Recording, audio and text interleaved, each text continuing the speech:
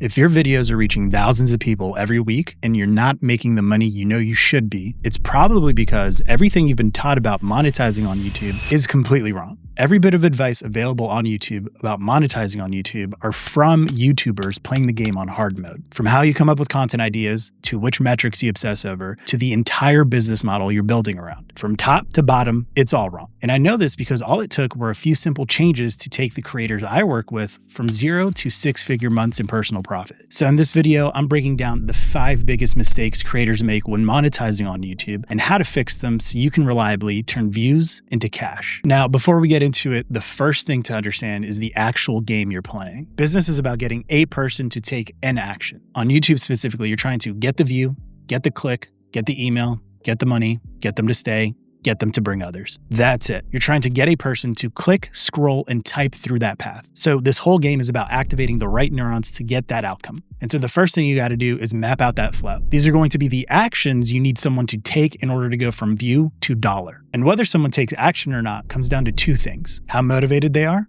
and how easy it is to take that action. So let's talk about making things easy first. This is the biggest mistake and the first one I want to start with. The first mistake is a lack of clarity. It's making it really hard for the algorithm to find the right people, for people to understand exactly what it is that you do and why they should pick you over others. Now, a lack of clarity isn't a new concept, but I'm going to share something I've never heard on the internet, and that is the neuroscience of clarity. A couple years ago, Andrew Huberman and Jordan Peterson, 2 of the biggest names in neuroscience and psychology, had one of the deepest and most tactical conversations about neuroscience and how that applies to behavior. If you're aimless and goalless, then you can't elicit any positive emotion.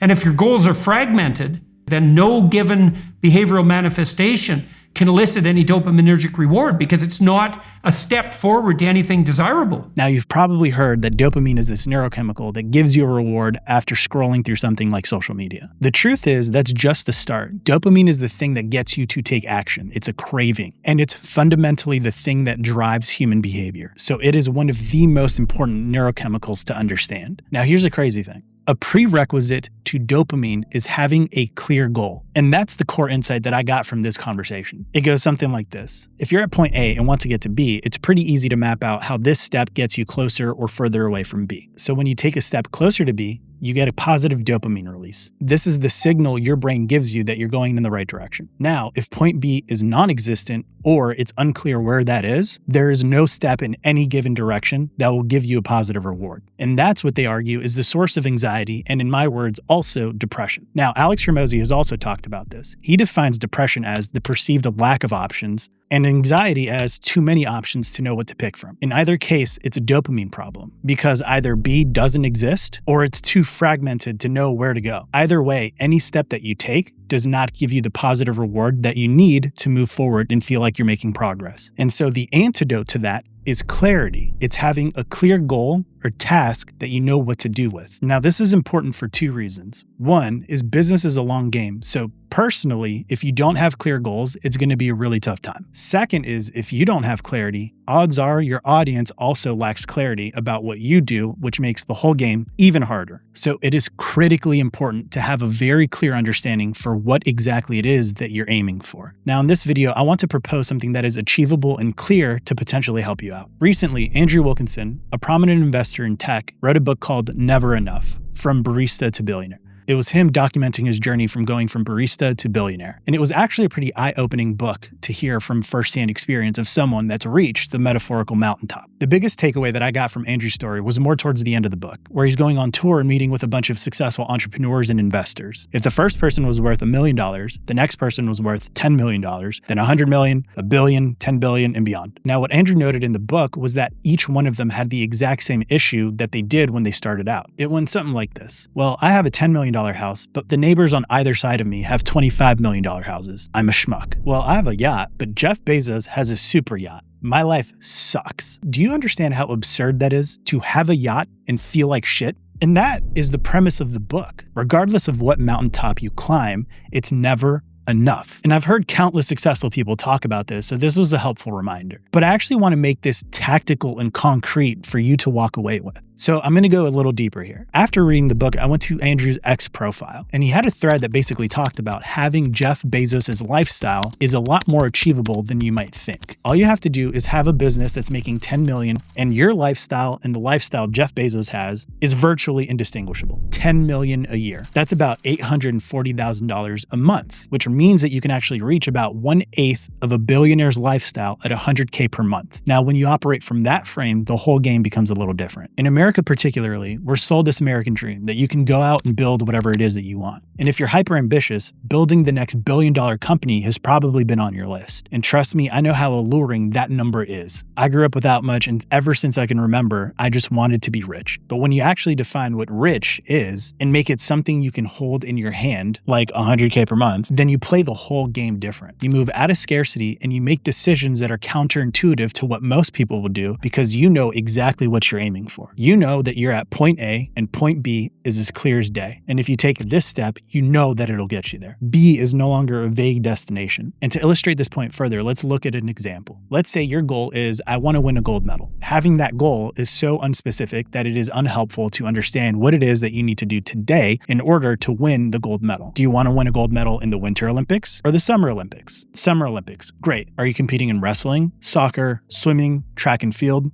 Or what? Swimming. Wonderful. Are you doing the breaststroke, freestyle, backstroke, or something else? Backstroke. Great. Are you doing the 500 meter or the 100 meter? Are you doing the team or the single? 100 meter single. Great. We finally got to the point where you know that you need to spend time in the pool perfecting that backstroke for a 100-meter race by yourself. It isn't until you get that level of specificity that you know exactly what it is that you need to do with the next 15 minutes of your time. Until you know exactly what it is that you need to do with the next 15 minutes of your time, you lack clarity. And if you lack clarity, your audience will lack clarity, and it makes the whole game way harder. But once you know exactly what it is that you should do, everything else falls right in line. And to do that, you work backwards from how exactly do you make money. The second you know that, you know exactly what kind of content you need to create top of funnel to attract the right person to get into your ecosystem. You know how long it takes for them to be in your ecosystem to eventually convert into a customer. And you know exactly what you need to do for that person to keep them for the long haul and invite others. There's a very clear through line between the actions that you take on a daily basis and how that ends up into cash in your bank account. And the more specific and concrete it is, the easier it gets. And like I mentioned, it starts with how you make money. And this is the second biggest mistake that I see creators make, which is they monetize with a bad model. Conventional wisdom about monetizing on YouTube would lead you to believe that you only have 3 paths ahead of you. One is monetizing via AdSense. The second is having brand deals and sponsorships. And the third would be selling your own low-ticket course or community. Each of these 3 paths are flawed for the same basic issue, which is in order for these to work reliably in the long term, you need a ridiculous amount of volume. Said another way is you're playing the game on hard mode. Even if you get tens of thousands, hundreds of thousands of views on YouTube, AdSense will give you pennies in comparison to selling your own products. For brand deals and sponsorships to work out, you need to be able to consistently deliver conversions and views, which is often out of your control. Oftentimes, banger videos just don't break through, and if there's any sort of misalignment between the product and your audience, they're just not going to convert. And the reason companies pay you for attention is because they have the assumption it will make them more money than they give you. The second they stop getting more out for what they put in, that relationship is done. And so with both AdSense and brand deals or sponsorships, you're heavily reliant on external parties for keeping the lights on. And again, often a lot of that is out of your control, which leaves selling your own products as an obvious winner. But the kind of product that you sell really matters. And again, a lot of people will lead you to believe that you need to sell a low-ticket course or community. But you reach the same problem, which is you need a high enough volume for it to make sense. If you're selling a $50,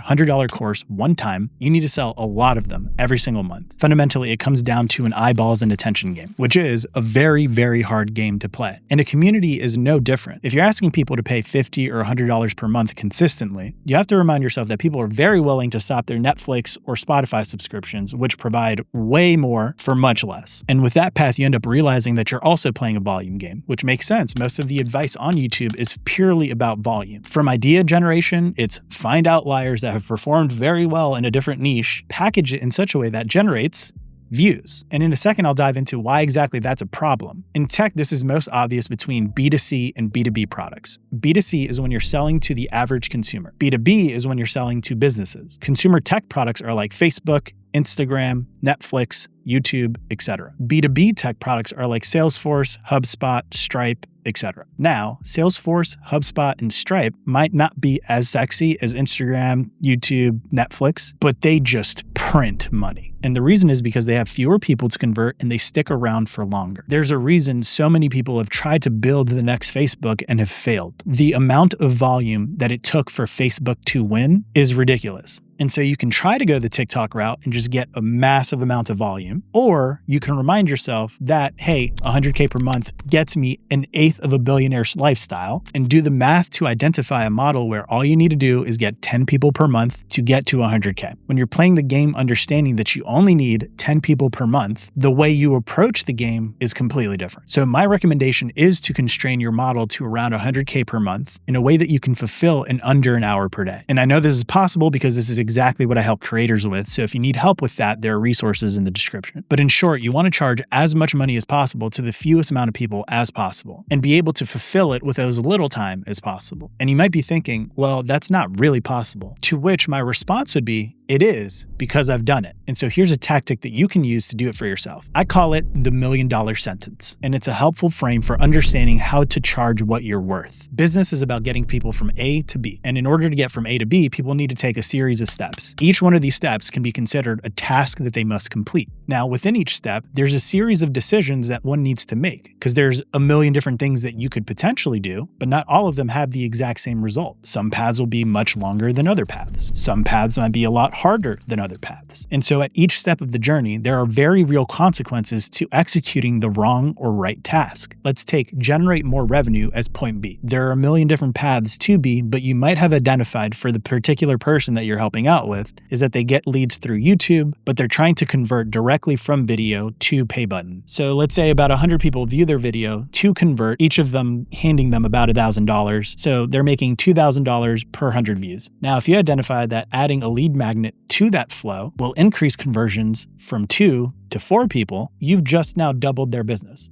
And so for that business owner, that might be worth the $2,000. They pay you for the first month, and all the money thereafter that they're able to convert, they get to keep. Now, if you blow that up quite a bit, and it's not just 100 views and 2 people converting, but rather 100,000 views and 2,000 people converting, the value of solving that problem is 1,000x. And literally just pointing out that problem could be worth a lot of money to the right person. And so it's both the hyper-specific task along the journey, as well as the kind of person that you're solving it for that will determine the price point that you're able to charge. And if you're the only person in the world that's able to do this, then you have complete control of supply. And if the demand is there, you can charge whatever price point you want. This is the $1 million sentence. Theoretically, there is someone out there that is willing to pay you millions of dollars for a single insight. Because if that insight can easily be translated to much more money than they're giving you, it's a win-win. And so the game becomes a little bit different. Instead of working really hard to solve low-value problems, you can focus in on identifying the right problem and right person to solve it for, such that you get way more out of the effort that you put in. And this concept of $1 million sentence is fundamentally consulting. Consulting is just giving people the answer or the task that they need in order to solve the problem that's in front of them. Massive management consulting businesses exist. Hedge funds fundamentally do this. Private equity does this. VCs do this. CEOs and their boards do this. They're simply getting good at identifying the right tasks in the right sequence in order to solve problems. The only difference here is you're just packaging it up for the right person. And so a model that you can follow is consulting at scale. That's the model I suggest and what I help creators do, but there are a bunch of different paths. But the principle remains the same. There is $1 million sentence that you need to find. But that also means that you need to build the right audience, which is the next mistake. Now, the next mistake is that you're building an audience of bad customers. They either can't pay you or they will not succeed because they lack the resources, beliefs, skills, etc. And this is yet another symptom of playing the volume game and the views game. This is how it works. In order to get views, you need to appeal to a large group of people. And most people are beginners. And in business, this means that they're just starting out and they don't have the resources or the skills to succeed as easily as someone else would. And so if you play the volume game, the view game, in order for a video to perform well, by default, it must appeal to beginners. And if these beginners don't have resources and don't have skills, they're less likely to pay you. And if they do pay you, they're less likely to succeed as someone else with the skills and the resources might. And so this is yet another symptom of how playing the views and the volume game will hurt you in the long run. You end up having to play business on hard mode. So instead, I recommend appealing to the 5% that are more advanced. And ideally, you're also targeting business owners because business owners have the resources and they understand the importance of investing into their business. The average person is operating off of a scarcity mindset. If I spend this money, I will not get it back. Therefore, I need to guard it.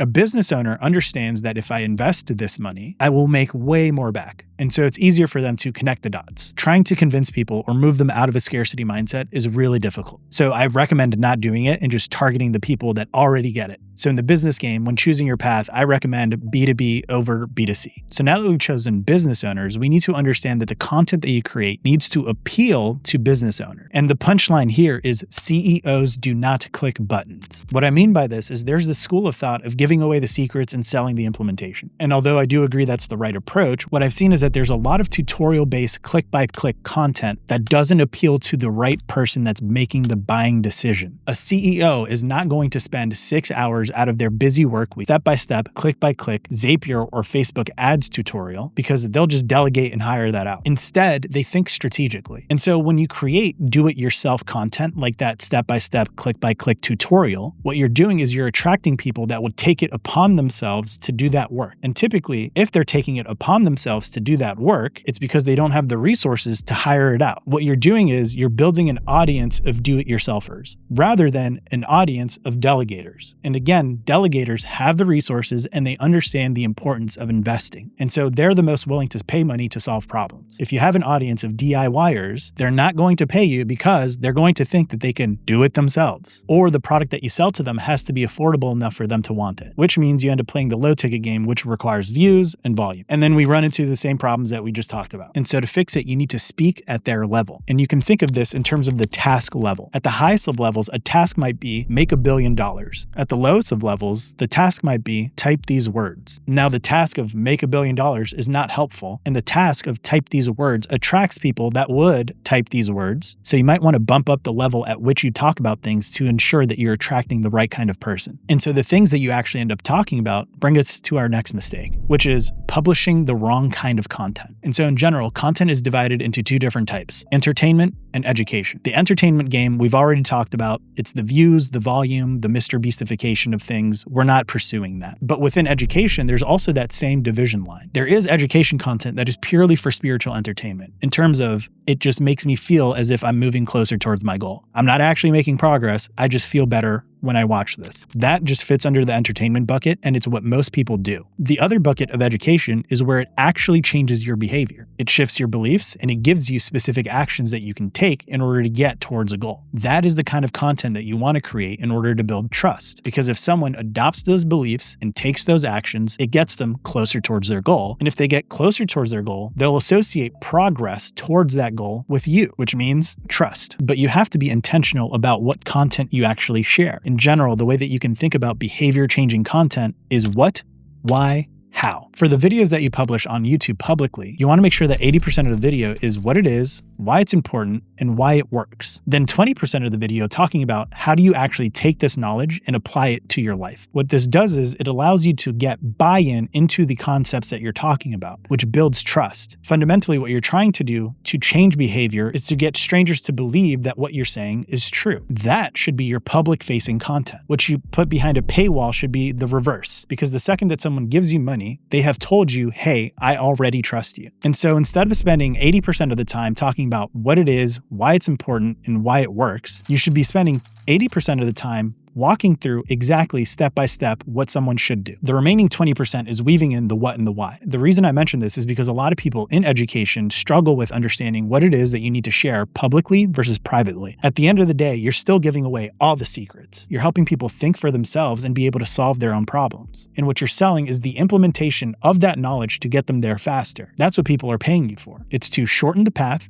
lessen the effort, and increase the likelihood that they actually do it. So all of the systems that you build around them actually getting to that goal is also part of the reason why they pay you. It's not just all information. On the public-facing side, on YouTube videos, if you spend 80% of your time really walking through what you believe and why, and have data, proof, evidence, examples showing why it's true, you will build the trust needed for somebody to hand you money so you can walk them through the shortcut. And so again, tactically, for public-facing content, it's 80% what and why. For private content, it's 80% how. If you do this, you build trust and you get results at the same time. All right, the last mistake is huge, and fixing it will change your life. The last mistake is trying to convince anyone of anything. Basically, of the two variables that you can influence, which is somebody's motivation or how easy it is to do something, it's really hard to change somebody's level of motivation. Now, I've gotten deep into the behavioral psychology and neuroscience behind this, but the single sentence that has stuck with me the most and is proven to be the most true is a quote from Tony Robbins, which is, "When the pain of staying the same exceeds the pain of change, that's when transformation happens." And what this means is some people literally just need to hit rock bottom before they're ready to make a change. It's the drug addict that overdoses and nearly loses their life. It's a person that has an affair and loses their family. Now, those are both pretty dark examples, but they're exemplary of the exact principle at play. Some people will just not buy from you because they don't have the pain, and there's virtually nothing that you can do that would convince them otherwise. And this differs from person to person. A bodybuilder might gain 0.1% of body fat and think it's the end of the world, whereas somebody else might need to gain 300 pounds before they realize that they need to step foot inside a gym. And so instead of trying to convince people, just try to find the people that don't need convincing. The way that you do that is by having clarity. It's by building the right audience. It's by having the right model. It's about giving them the right content that they need to think differently and act differently. If you do all of those things, you will attract those kinds of people as a byproduct, because you started with the end in mind. You know that you only need about 10 people to convert per month,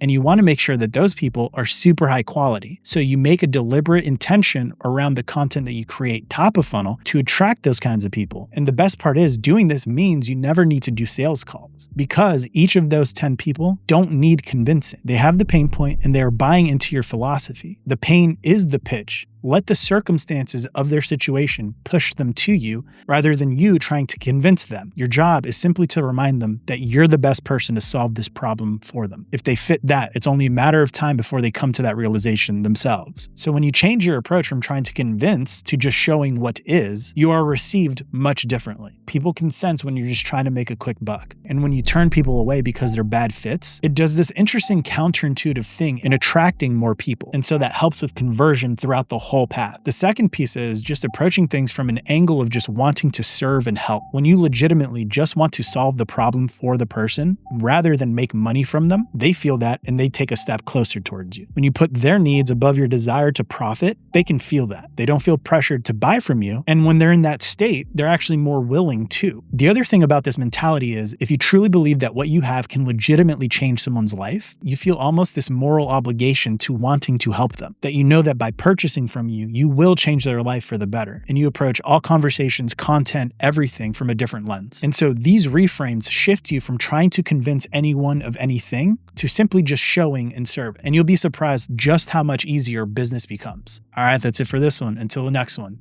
Peace.